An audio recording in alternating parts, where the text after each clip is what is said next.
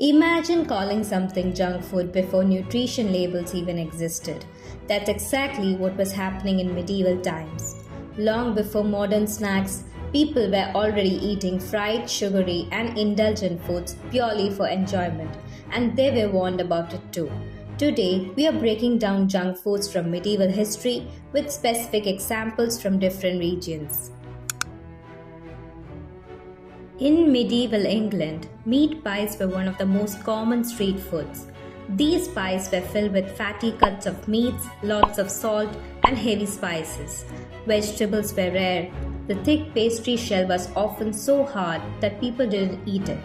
It worked more like packaging to preserve the meat. Why does this count as junk food?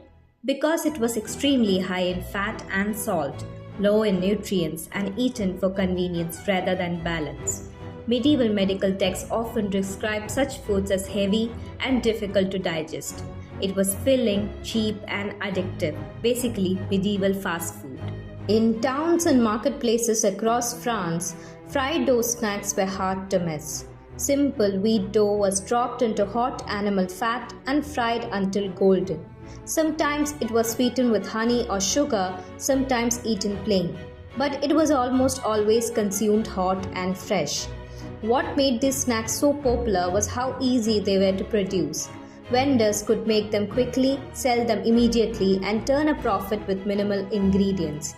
Refined flour plus frying made these snacks light in nutrition but heavy in calories. They weren't meant to replace meals, they were impulse foods, eaten because they smelled good and tasted even better. In Egypt, one of the most popular indulgent snacks was zalabia.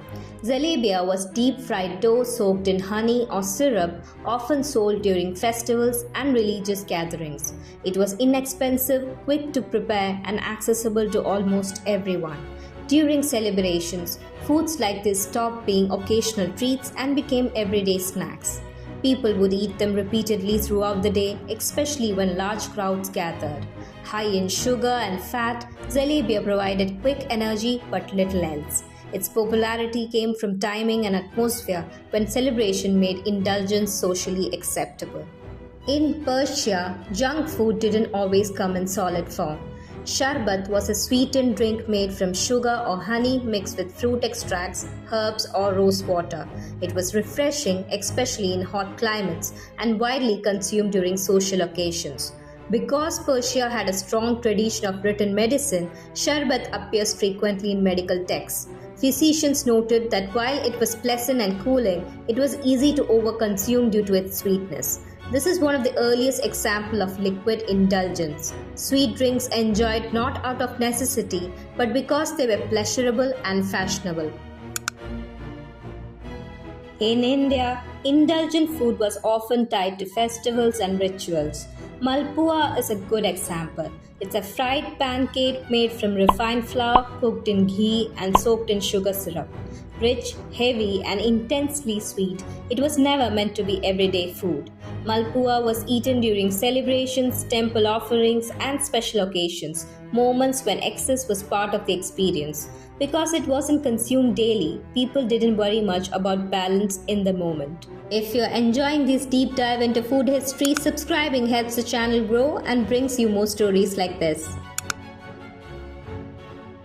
In Chinese markets, fried dough snacks and sweet pastries were sold alongside everyday food. These foods were made from refined grains and sugar, making them indulgent rather than nourishing. Traditional Chinese medicine discouraged excessive consumption of fried and sweet foods because they disrupted balance in the body. Still, these snacks were popular during festivals and busy market days.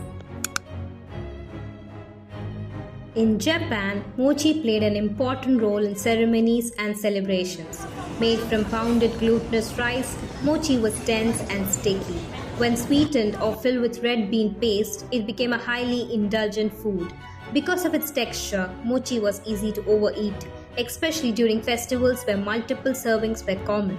The heaviness of the food was something people felt directly, not something that needed explanation. It was simple in ingredients but rich in effect. In the Ottoman world, baklava was luxury junk food. Layer upon layer of thin pastry, butter, nuts, and syrup made it extremely rich. It was associated mainly with elites, celebrations, and court life.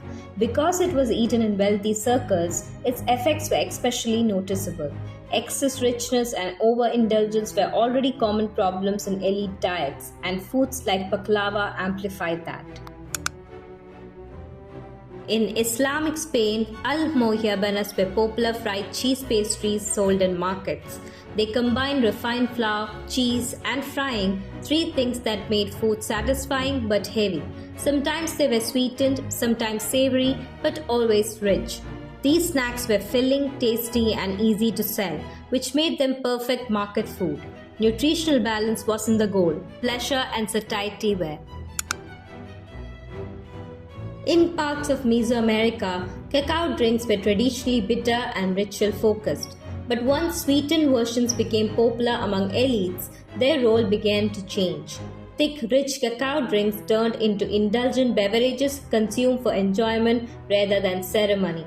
What started as a symbolic drink slowly became a pleasure-driven one, especially where access to sweeteners existed. Once again, status and access turned food into junk food. Across cultures and continents, the pattern is clear. Whenever people had access to refined grains, sugar, and fat, they created indulgent foods. These foods weren't accidents, they were deliberate, pleasurable choices. The real difference between then and now is in desire, its frequency. Back then, junk food was occasional. Today, it's constant. If you enjoyed this look at food history, you will enjoy the rest of what we do on Foodiversity, and let me know in the comments which of these foods would you have tried.